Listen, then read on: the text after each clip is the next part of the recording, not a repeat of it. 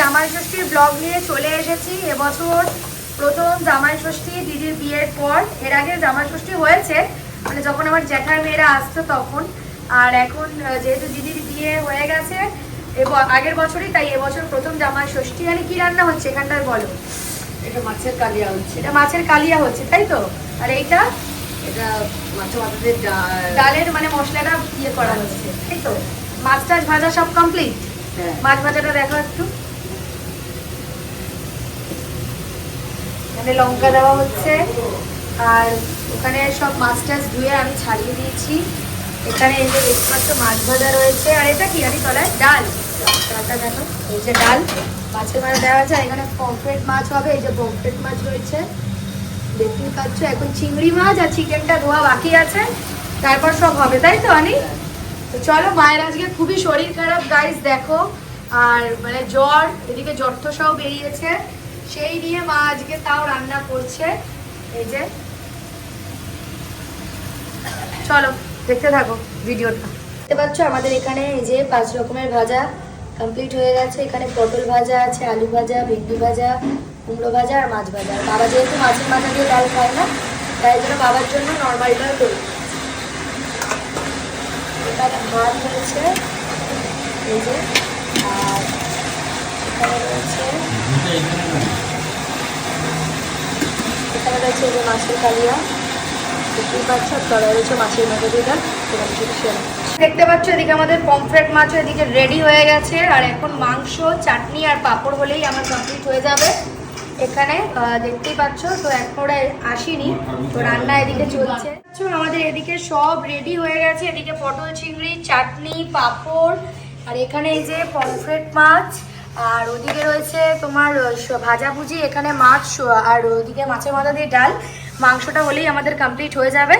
তো পুরোটা লাস্টে আবার তোমাদের সাথে শেয়ার করছি। আর ওরা এখনো এসে পৌঁছায়নি, ওরা রাস্তায় আছে।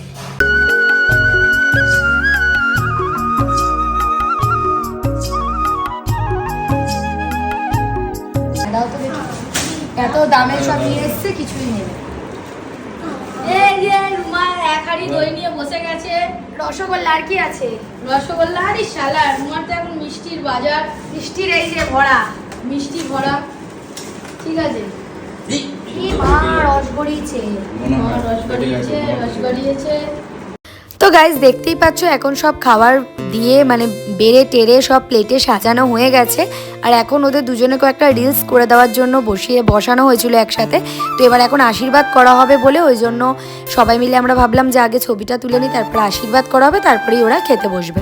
আর যেহেতু এবছরটা একটু স্পেশালি ছিল, কারণ যেহেতু দিদি আর নিকুর প্রথম বছর জামাই ষষ্ঠী, এটা বিয়ের পর, তো সেই জন্যই দেখতে পাচ্ছ এখন বাবানকে আবার পোজ দেওয়া হচ্ছে। বাবান এখন পোজ দিচ্ছে ছবি তোলার জন্য। আর এদিকে খাবার সব রাখা হয়ে গেছে, এবার এক এক করে বাড়া হবে। তো এখন ওরা রিলস করবে বলে একটু এখন পোজ দিয়ে নিচ্ছে, তারপরে হচ্ছে আশীর্বাদ পর্ব।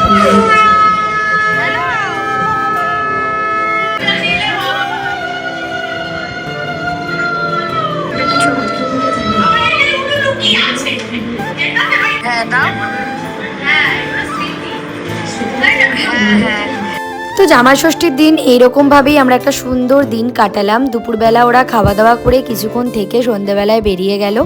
তো এই বছরই প্রথম বছর জামাই ষষ্ঠীটা বেশ একটু অন্যরকম কাটলো। আর যেহেতু তোমাদের প্রথমেই বললাম যে দিদির এবছর প্রথম জামাই ষষ্ঠী, বিয়ের পর প্রথম বছর, তাই জন্য একটু অন্যরকমই কাটলো। তারপরে দেখতে পাচ্ছ এক ঝলকে তোমাদের দেখিয়ে দিলাম যে কি রান্না করা হয়েছিল। দই মিষ্টি, চাটনি, পমফ্রেট মাছ, পটল আলুর তরকারি, চিংড়ি মাছ দিয়ে কাতলা মাছের কালিয়া, চিকেন কষা, ভাজা, পটল ভাজা, ভেন্ডি ভাজা, আলু ভাজা, কুমড়ো ভাজা, মাছ ভাজা। তো লাস্টে তোমাদের সাথে কিছু ছবি শেয়ার করে দিলাম। দিনটা আমরা সুন্দরভাবেই কাটিয়েছিলাম। তো এই ব্লগটা যদি তোমাদের ভালো লেগে থাকে অবশ্যই কিন্তু like, comment, share and subscribe করতে ভুলো না। বড় ব্লগ নিয়ে খুব তাড়াতাড়ি আবার তোমাদের সাথে দেখা হচ্ছে। আর বড় ব্লগ তো আনা হয়ই না, তো এবার অনেক বড় ব্লগ তোমরা দেখতে পারবে এই চ্যানেলে। অবশ্যই কিন্তু সবাই ফলো করে রাখো, সাবস্ক্রাইব।